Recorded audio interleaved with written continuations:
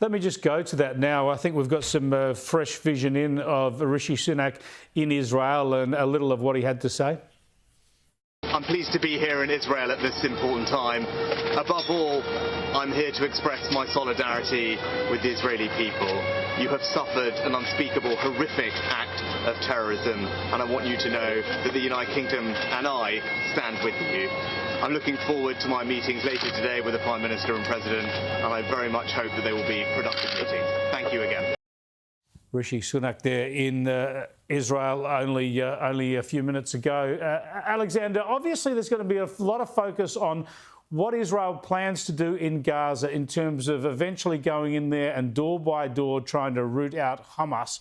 But there's also an eye to the northern border. A lot of what the President and others and Anthony Blinken have been saying seems to be warning Iran not to open up a big front to the north of Israel with rockets coming in from Hezbollah in Lebanon.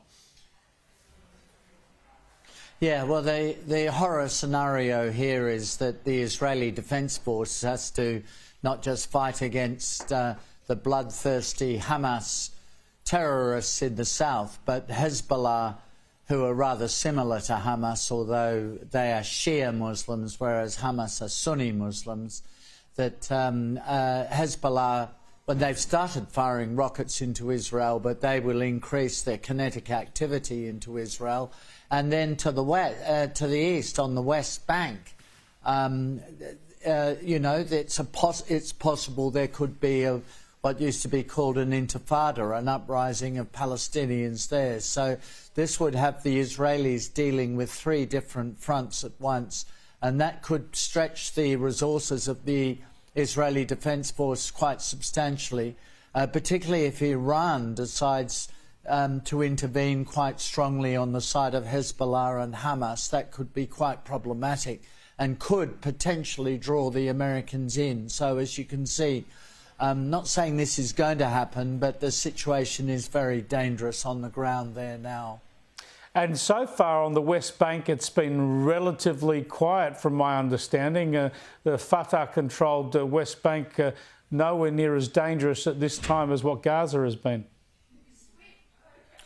There seem to have been demonstrations and expressions of outrage, particularly in reaction to the Hamas claim that the Israelis attacked a hospital. It's clearly been completely disproven, that claim, but nevertheless that did lead to a pretty articulate reaction from Palestinians on the West Bank.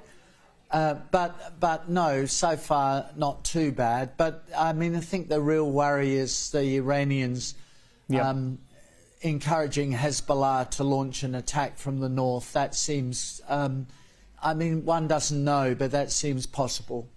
What about the threat of Islamist terrorism that's triggered by these events? We've seen an attack in Belgium. We've seen very volatile protests around the world, and we've seen even Labor MPs saying things in Australia that immediately is targeting Israel, immediately says that Palestinian people are not being treated with the same their lives are not being treated with the same sanctity as the lives of others. And this is a very dangerous time, isn't it? It is a very dangerous time, and I think to those people in the Labor Party and elsewhere who are critical of Israel, and draw a moral equivalence between the Palestinians and the Israelis, they're missing the point, and that is that Hamas and Hezbollah are committed to the destruction of Israel and the murder of the Jewish people. 45% of the Jewish people in the world live in Israel, and Hamas wants to wipe them out. I mean, for the Jews, who had a pretty rough 20th century, this is an existential threat, and they, as Rishi Sunak says, they have a duty.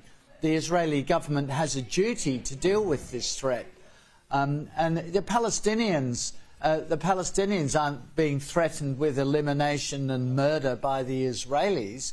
The Israelis are going out of their way to try to avoid civilian casualties. It's Hamas who are putting civilians in the way of the Israeli attacks and using civilians as human shields, which is a terrible abuse of people. So Politicians in the Labor Party and elsewhere, who are Greens in particular, who are coming out now in support of the Palestinians, misunderstand the whole situation. Alexander, just briefly and finally, Peter Dutton has suggested that Anthony Albanese should go to Israel en route to the US next week. Would that be useful? It'd be a great symbol of Australian support for the Israelis. I mean, we've had Chancellor Scholz of Germany go there. Then the next day, or almost the next day, of course, the Biden visit, then the Sunak visit.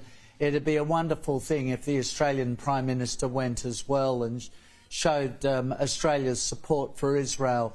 You know, it's a tough time for the Israelis in more ways than one, but including diplomatically, because third world countries mainly line up against Israel. Something like a third of all the resolutions in the UN are devoted to condemning Israel. I mean, you know, they have a tough time internationally, so the Australian Prime Minister's visit would give them great support and would be a wonderful symbol. Alexander, thanks so much for joining us. Alexander Downer there, Australia's longest-serving Foreign Minister, live from Melbourne.